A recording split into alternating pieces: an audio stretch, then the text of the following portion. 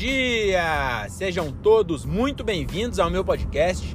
Eu sou o Diogo Andrade e começa agora mais um diário de um Open Mic. É isso aí, meus camaradas! Estamos começando mais um episódio desse podcast que o Brasil aprendeu a amar. Hoje vamos falar aí do meu show número 170 e pouco e o 170 e pouco mais um, que eu não lembro agora qual que é. Mas é esse que tá na descrição aí. Esses dois shows, cara, eu esqueci de gravar. Esqueci não. Eu tava com a minha namorada no carro, a Renata. E ela já participou aqui. Mas acabou que eu acabei não gravando. Não gravando episódios voltando desses shows. E eu resolvi gravar agora indo pro show número 170 e pouco mais 2. Porque eu quero gravar um voltando.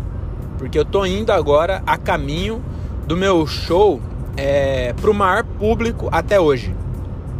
Então eu já fiz show em teatro, né, abrindo pro Ventura, pro Padilha, que tinham 600 pessoas.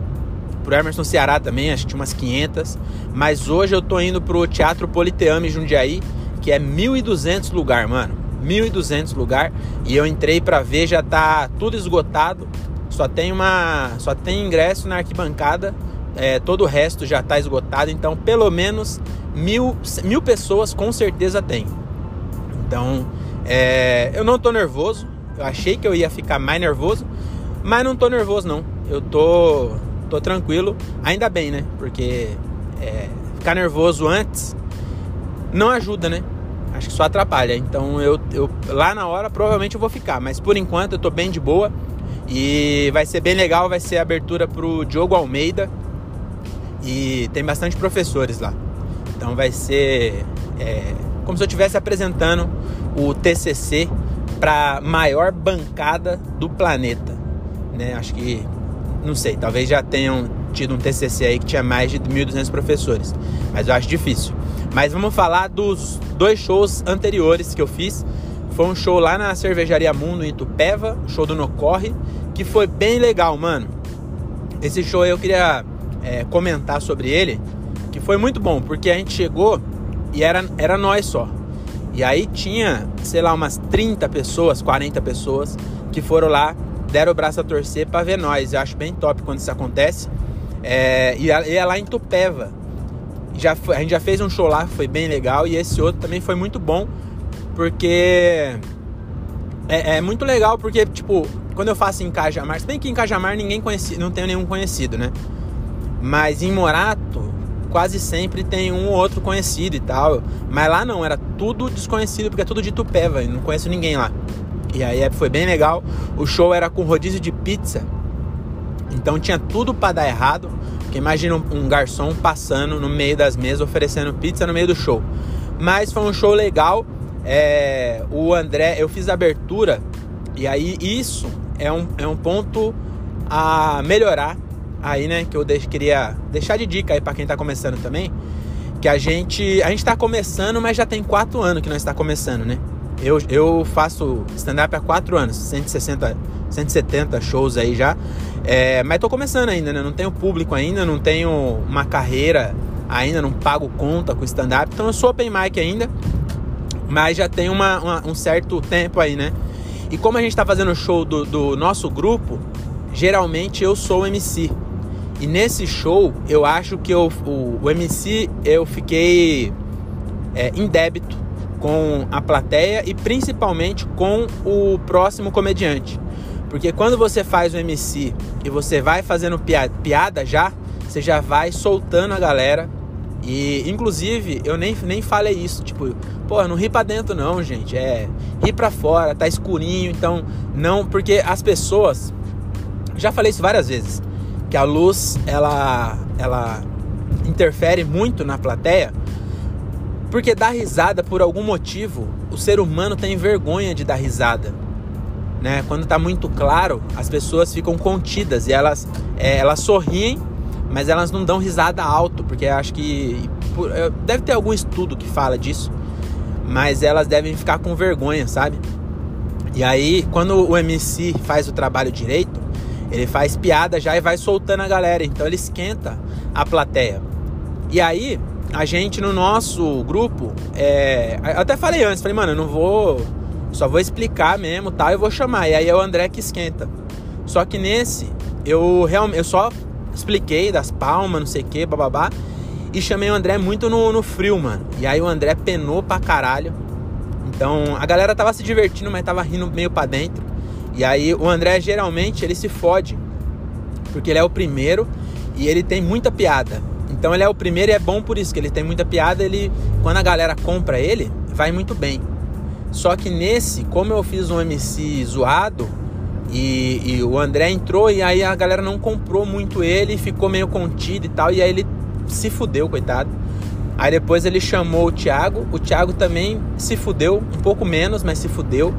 E aí quando eu entrei, a galera já tava um pouco mais solta, e aí o meu show foi melhor.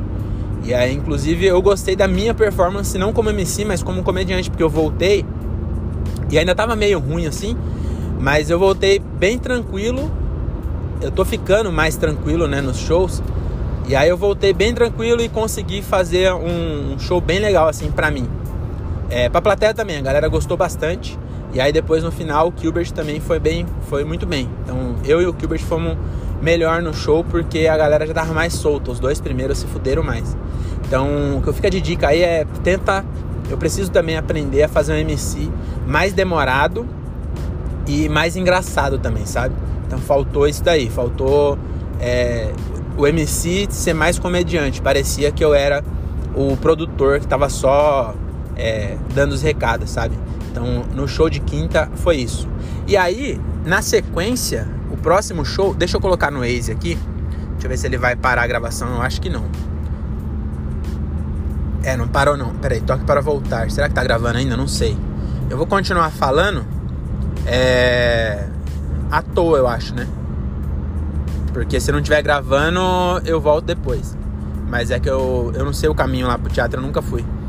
E aí, então é isso, cara. Tentar ser um MC mais engraçado.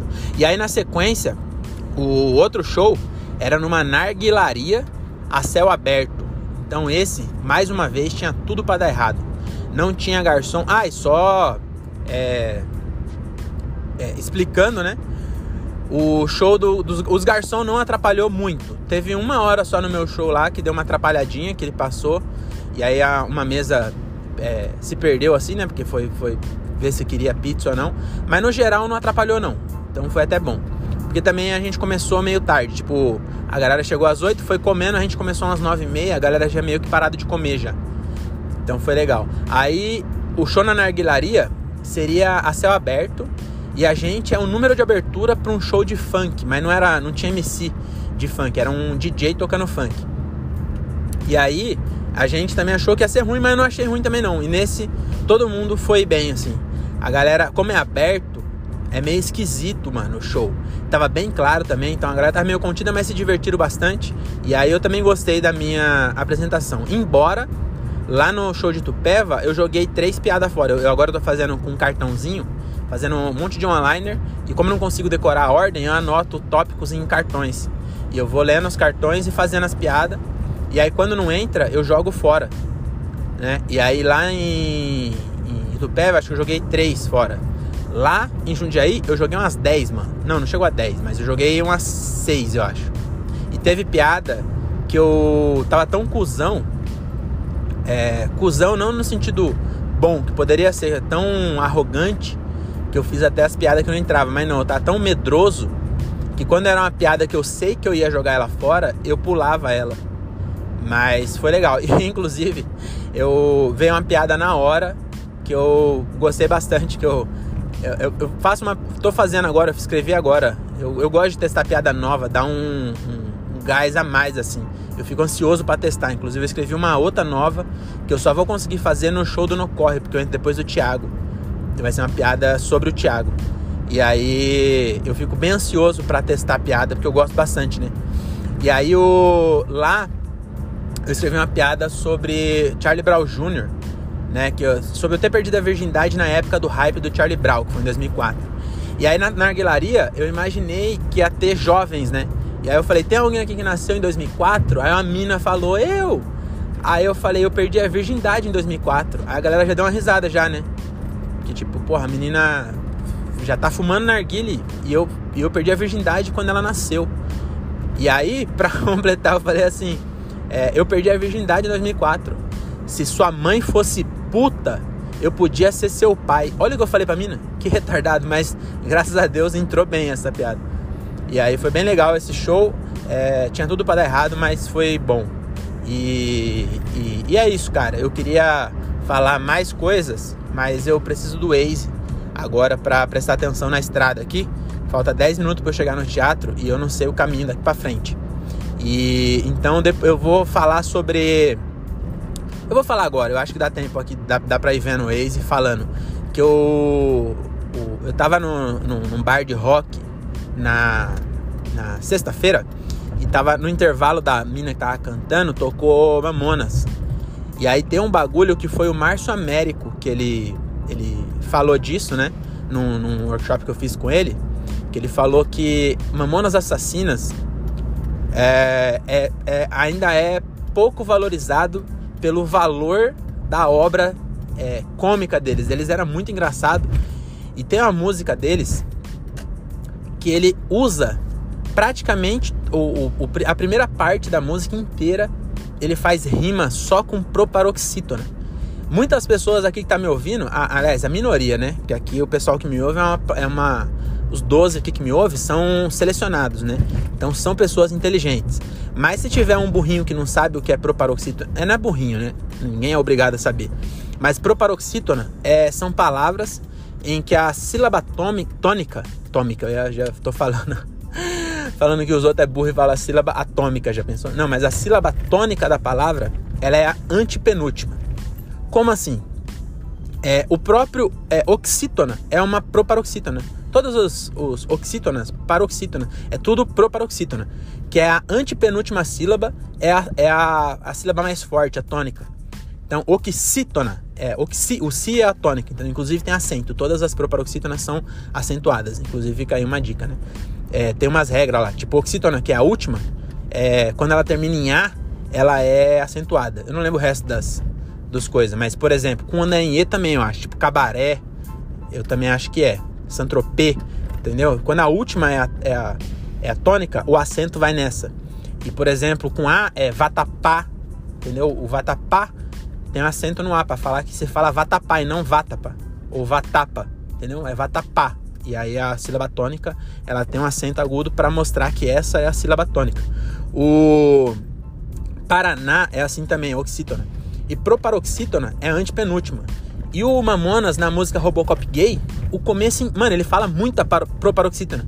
Que ele fala músculo, atômico, anatômico, robótico, músculo, eu já falei músculo, másculo, maiúsculo, músculo, um amor que cultivei, minha pistola de plástico, também é proparoxítona, em formato cilíndrico. Mano, olha o tanto de proparoxítona que o cara usa.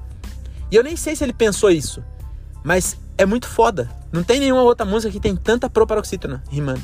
Então fica aí só essa homenagem ao Mamonas pra completar esse episódio, tá bom? E já eu volto, que agora eu preciso do Waze. É nóis, valeu. Até mais, tchau, tchau.